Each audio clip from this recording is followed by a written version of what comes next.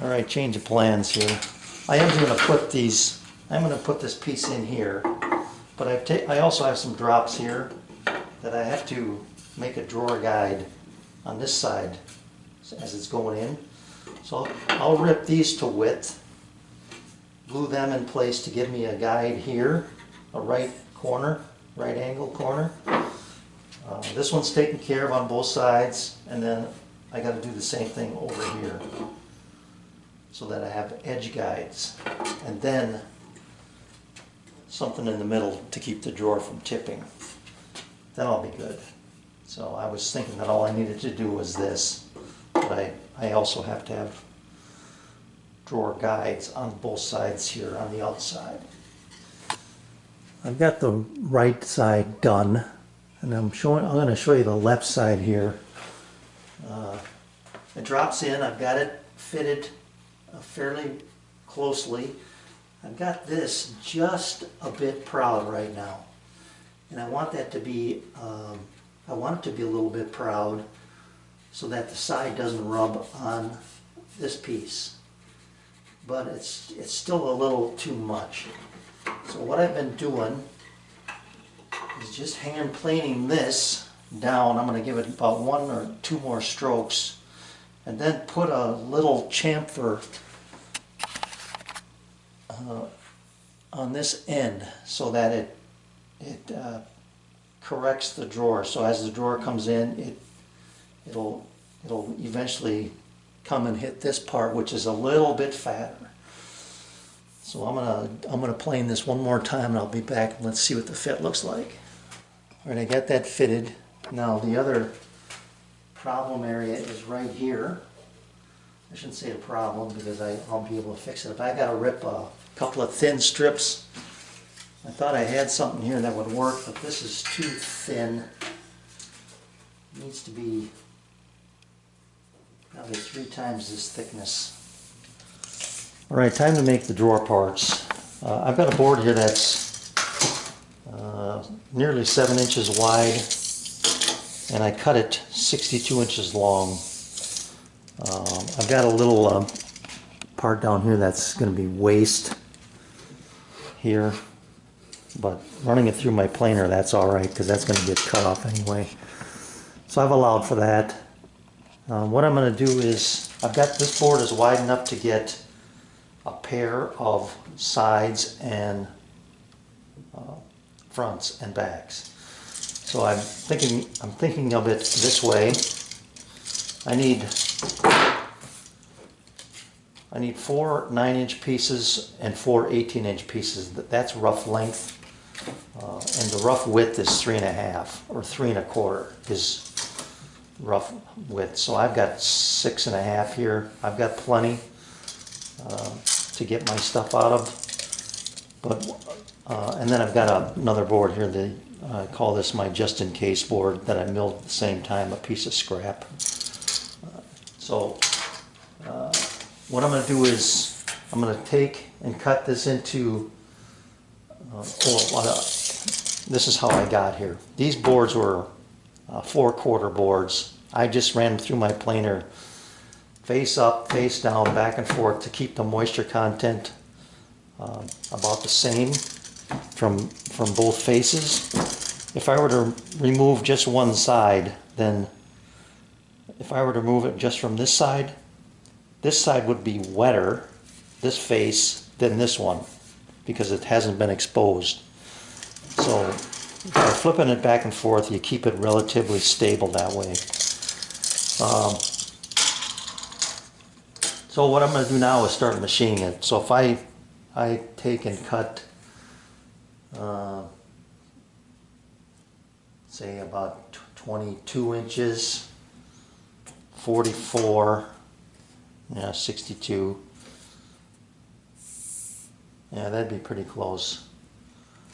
Anyway, I'm going to cut it into workable lengths and start face joining it and edge joining it, and then ripping it into my pieces that I need. This board I've planed it down to just under 3/4, about 0.7, and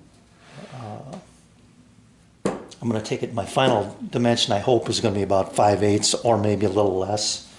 I'm not really too concerned about what I want it to be thicker than a half and less than 5/8 or 5/8 or less. So somewhere in that range, that's what I'll use. So I'm going to just start working these back and forth. I'll get my pieces and then we'll come back and go to work and show you how I'm going to put it together. I'm going to do the simplest of drawer connections on this, just a rabbet butt joint, and then reinforce it with a couple of dowels. These drawers are so small it's not really going to make any difference. The other part that I had a little bit of a revelation, I won't tell you where, but instead of making a block to go in this way, which I've already done, but instead of doing this, I'm going to do a couple turnbuckles on the drawer that once you get it in place, you can turn them up and have those be drawer stops and also keep the drawer from tipping out. They'll ride on the tabletop bottom. So I think that'll work out. I'm looking forward to trying that instead of putting in a piece across here. So let me get these drawer parts cut and put together, get them sized. That's the other reason I want to make them this way. It's easier to size the parts. So right now that I've got these cut to length, they're just about a business card short of being flush. So I can just feel that. And I can always shorten them, but I like that where I'm at right now. I'm going to put the rabbet in these and the groove for the bottom. And then I will, once I've got that done and get these cleaned up off the saw, I'll figure out the length of the cut I need for my drawer bottom. Just made little tiny marks on the backs. This will be the right. The other ones I made L's so that after I cut that rabbet, my mark will remain and I'll be able to know which side I had them on. I've got some extra pieces here to work with, drops off of making these cuts to check my depth of cut here.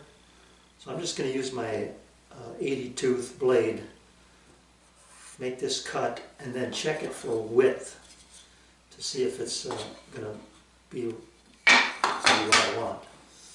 So let's make this first.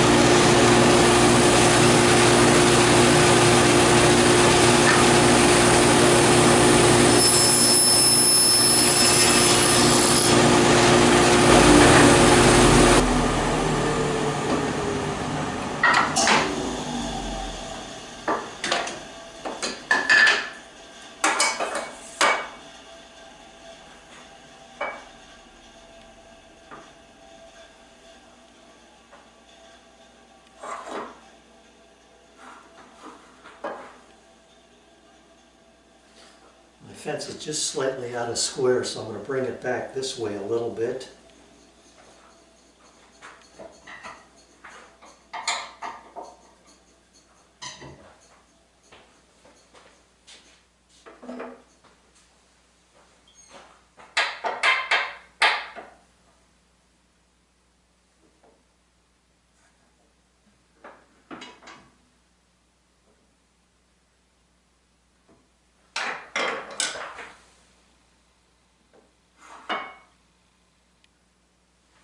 More.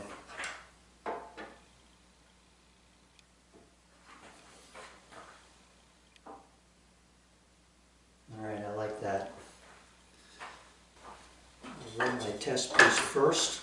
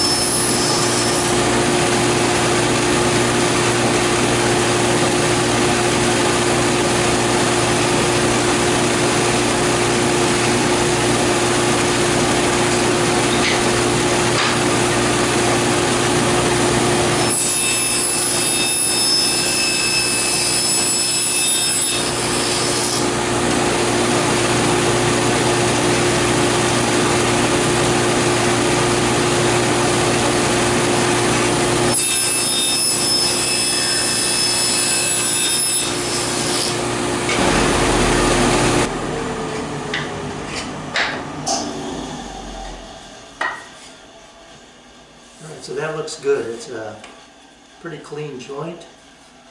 What I'm going to do though is make sure that I've got that depth perfect. I'm going to take my router plane and just skim that.